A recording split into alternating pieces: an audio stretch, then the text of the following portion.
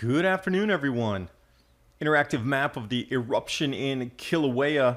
Now that sulfur dioxide is heading over to Micronesia. You might ask, where's Micronesia? West of Hawaii, about 3/4 of the way to Asia. You'll see right there, Yap, Ponape, Truk, Islands, and Kosrae. Taking a look at NAN MADOL, a megalithic city in Micronesia, not widely talked about by historians. Supposedly it was built in 1180 AD, but when we look at the size of the megalithic blocks, at the structure of this thing, you have to ask yourself, how did even foundations get down to 213 feet in the water, unless we go back when sea levels were lower, when they could construct something like this. Same level of area, 200 feet less water, and we're looking at Yonaguni as well in the same neighborhood. We really have to go back into the Holocene 8,000, 9,000 years ago to find lower sea levels where foundations like this could be constructed. I mean, look at the size of the stones inside this thing. This is not sea level rise that has inundated this city since 1180. If anything, sea levels have fallen since that time. But Japan, well known for using 200-300 ton megalithic blocks. Apparently the technology was given by the Jomon. And also staying in Micronesia, Yap, they have these giant stone money circles that they roll from family to family.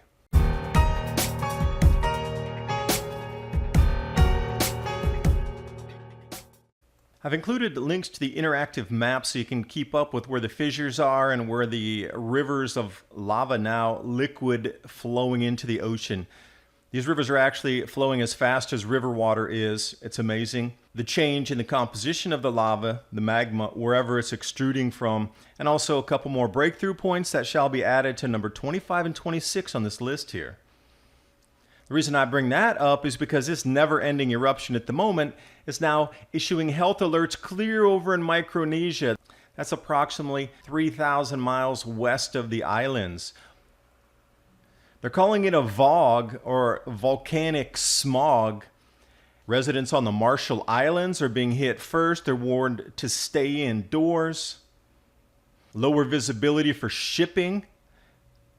And then all the way over to Guam. Kosrae, Ponape, Truk. This is all in the Federated States of Micronesia. It's a U.S. protectorate. If you have a passport from the U.S., you can go there. There's no visa. But we're looking at least at 3,000 miles west. Yesterday's video I did talked about the sulfur dioxide cloud. I also left interactive links below to the NASA site for that with the Suomi satellite. Taking a look at the map here. Scuba diving fans, you absolutely know where this is. This has some of the best shipwreck diving from World War II anywhere on the planet. This was a major battle area between US and Japanese forces. Yap was where they have the giant stone money. Palau, that's the freshwater jellyfish area with some of the best visibility on the planet. Drift diving amok. This is the absolute gem on the planet still to go scuba diving. Yap, though, has these giant stone circle money that is rolled from family to family. This was utilized absolutely as a medium of exchange in their island kingdom. Now, classic historians give them no credit for being advanced in any way, shape, or form. They were supposedly just a bunch of islanders living in what? Bamboo and coconut shacks. And then here, NAN MADOL. I do want to bring this to your attention. This goes right into everything with the cycles of the grand solar minimum, the cycles of our society, and the cycles of our history. I want you to take a good look at this. This was built with megalithic stone blocks on a foundation. Now, supposedly with the classic historians, they say that, well, this was built in 1100 to 1200 AD, approximately 800 years ago. But when we just look at the weathering of the base stones themselves, these megalithic blocks, look at the weathering on that.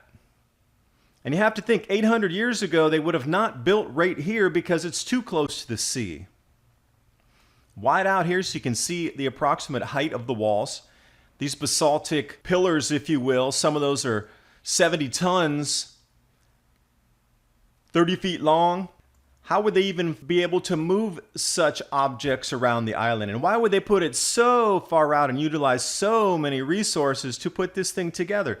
And when you look at the very base of it, Those stones are very different than what the walls are created from.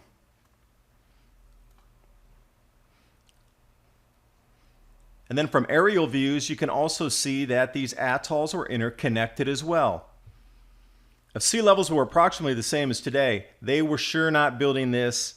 We have to look back in previous times. And you're bringing you back to scuba diving and snorkeling, you can take tours out to this place. Although the Cultural Ministry is really limited where you can go and take photos because they're starting to put two and two together that a lot of researchers are going out there trying to look at these megalithic stones. But what they are finding in some of the deepest areas of this that are sunken, 213 feet underwater with the stone foundations. And when I'm talking about this, these are some of the pillars that are only in about 30 feet of water.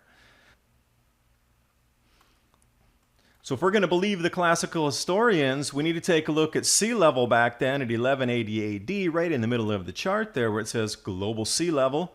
And you can see from that point forward, sea levels have dropped, especially through the Little Ice Age, Maunder Minimum, because the glaciers were growing, so there was less water. More of it was locked up in glacial ice. More of it was up in the poles. And even if we look at today what the IPCC says, global sea level rises since what, 1960, have only been 3 inches in 60 years. So even if we do the math and we take it out 100 years times 10, what's that, 30 inches, just barely over a couple feet? That is not going to inundate those megalithic stone blocks. Another aerial view here for you.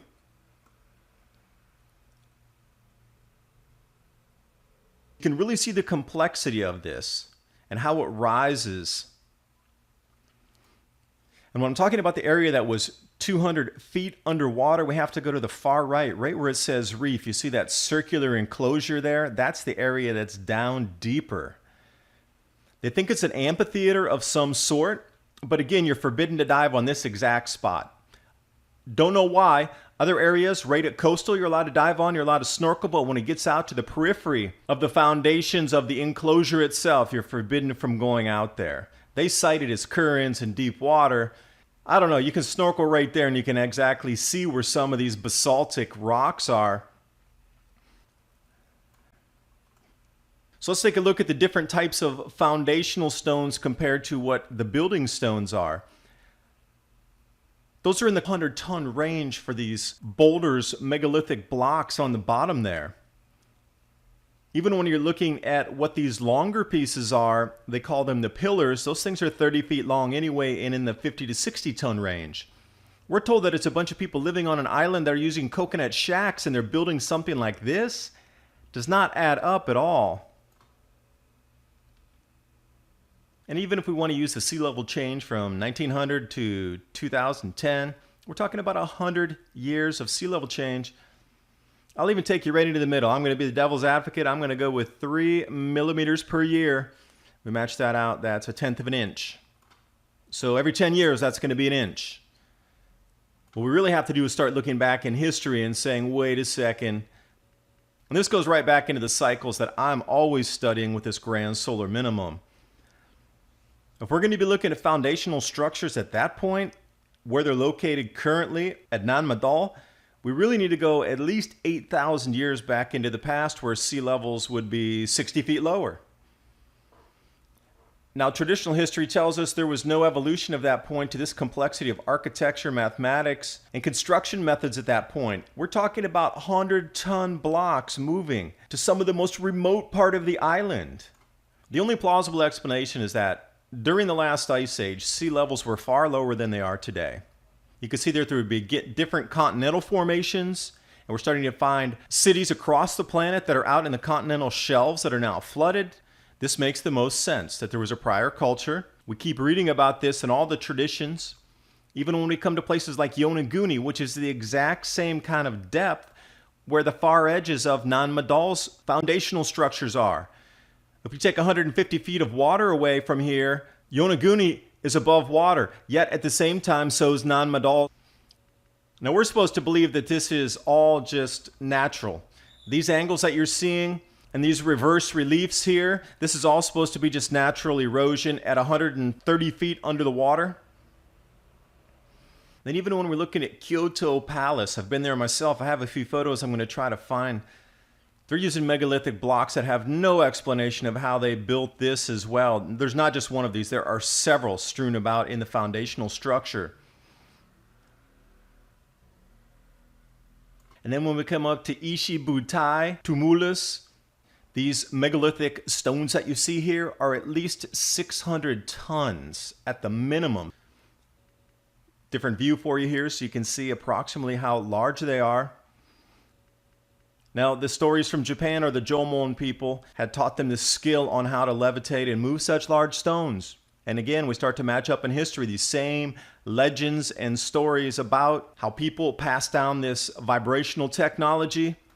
And again, why were they so focused on the Beidou Qixing? They call it the Big Dipper cult.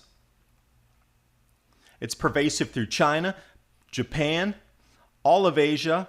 The center of the culture was around this. All because they were following the cycles. This is so ancient, this history here. And I'm going to bring you right back to NAN MADOL. It's far on the east, right in that break in the reef. Super, super remote. Now, why would somebody build such a remote structure out there? And I zoomed in a little bit here so you can really see the size of the stones that were used to construct at least their outer walls here.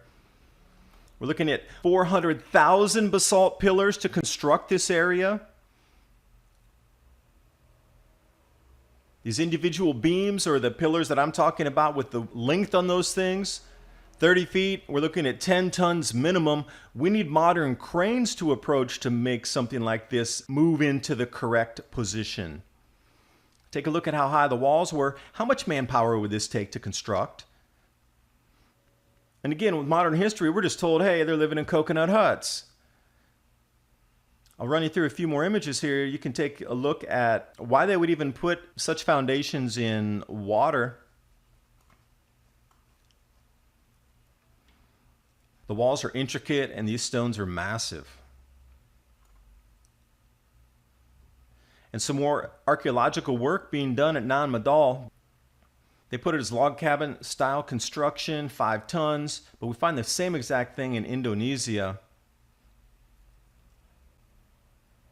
25-foot tall walls, and those boulders at the bottom that are the base, those are 90 tons. That's the periphery stones that you're looking at are 90-ton stones. And you can see really easily that the bottom construction and the weight of the stones is far different from the top. It's almost like 2 prior cultures and civilizations have been involved in building this structure.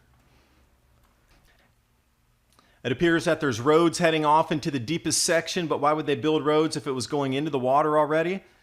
There's been no earthquake damage that made this reef sink so quickly. There's just a lot of unanswered questions. And, you know, with this drift out here of the sulfur dioxide, I'm going to bring you back to the Power of Volcanoes Part 1. This is a must watch if you were going to understand the late antique little ice age and how the sulfur dioxide pervaded the planet, weakened the immune systems of people around at the time. And this is what was really the cause of some of the reduction in population, was breathing this gas day after day, year after year, after multiple volcanoes across the planet. We're in continuous eruption mode.